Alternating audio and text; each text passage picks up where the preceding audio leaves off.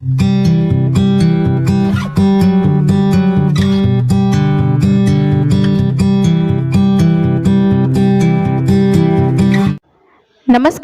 या व्हिडिओमध्ये आपण वटपौर्णिमा संबंधित संपूर्ण पूजाविधी, पूजा साहित्य काय आहे, पूजा कशी करावी, पूजा करताना कोणता मंत्र, प्रार्थना काय करावी, तर हे सर्व आपण बघणार आहोत. ज्येष्ठ महिन्यात येणारी पौर्णिमा हा दिवस वटपौर्णिमा म्हणून साजरा केला जातो. वट सावित्री व्रत हे सावित्री देवीशी संबंधित आहे. असे मानले जाते की सावित्रीने आपल्या पती सत्यवानाचे जीवन यमराजाकडून परत आणले होते. या दिवशी विवाहित स्त्रिया वटपौर्णिमा नावाचे व्रत करतात.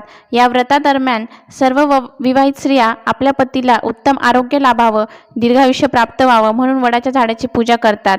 तर आता पूजा कशी करावी आणि पूजेसाठी काय काय साहित्य लागणार आहेत ते सर्वात आधी आपण बघणार आहोत. पूजा साहित्य ठेवण्यासाठी मोठं ताट लागेल.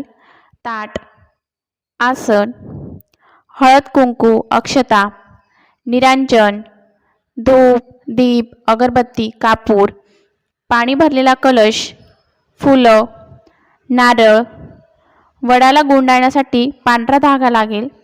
त्यानंतर 4 विड्याची पाने, 2 सुपारी, 1 रुपयाची नाणी, गूळ खोबऱ्याचा नैवेद्य किंवा कुठलाही गोड पदार्थ तुम्ही ठेवू शकतात, सती मातेचा फोटो किंवा सुपारी, पंचामृत, कापसाचे वस्त्र, लाल रंगाचे ब्लाउज पीस किंवा हिरवा, पिवळा.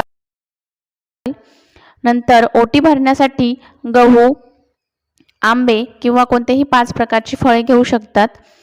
खारीक, खोबरे, हळकुंड, सुपारी, बदाम, हिरव्या बांगड्या, काळी पोत, अत्तर अशा प्रकारचे सर्व साहित्य आपण पूजेसाठी घेतलेलं आहे. तर आता पुढे पूजा कशी करायची ते बघणार आहोत.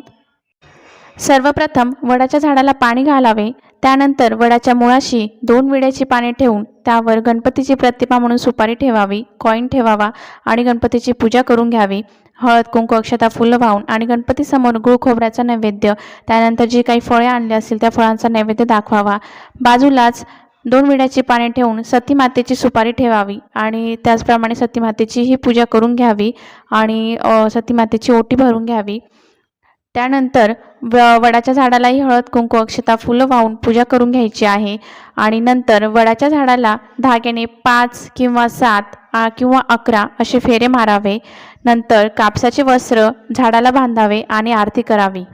आरती झाल्यानंतर सर्व पूजा झाल्यानंतर मनोभावे प्रार्थना करावी. मला व माझ्या पतीला आरोग्य संपन्न दीर्घायुष्य लाभू दे. धनधान्य व मुले नातू यांनी माझा प्रपंच विस्तारित व संपन्न होऊ दे अशी प्रार्थना करावी.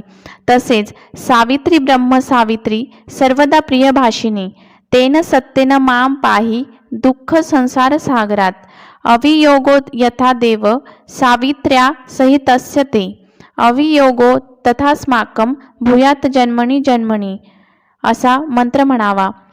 अशा पद्धतीने सर्व पूजा झाल्यानंतर सर्व स्त्रियांना हळद कुंकू लावावे. 5 स्त्रियांना गहू आणि आंब्याचे वाण देऊन त्यांची ओटी भरावी. तर अशा पद्धतीने संपूर्ण वटपौर्णिमा पूजाविधी आपण बघितलेली आहे आणि हे वट सावित्रीचे व्रत करणाऱ्या महिलांना सौभाग्यवती होण्याचे वरदान मिळते. पतीच्या उत्तम आरोग्यासाठी आणि दीर्घायुष्यासाठी केले जाणारे हे व्रत त्यांच्या घरात सुख समृद्धी आणि शांती घेऊन येते. तर अशा पद्धतीने या वटपौर्णिमेचे खूप महत्त्व वाटलं मला कमेंट करून नक्की सांगा. व्हिडिओ आवडल्यास लाईक, शेअर, कमेंट, चॅनलला सबस्क्राईब करायला विसरू नका आणि शेजारी दिलेल्या बेल आयकॉनलाही प्रेस करायला विसरू नका. पुन्हा भेटूया एका नवीन व्हिडिओमध्ये. तोपर्यंत धन्यवाद.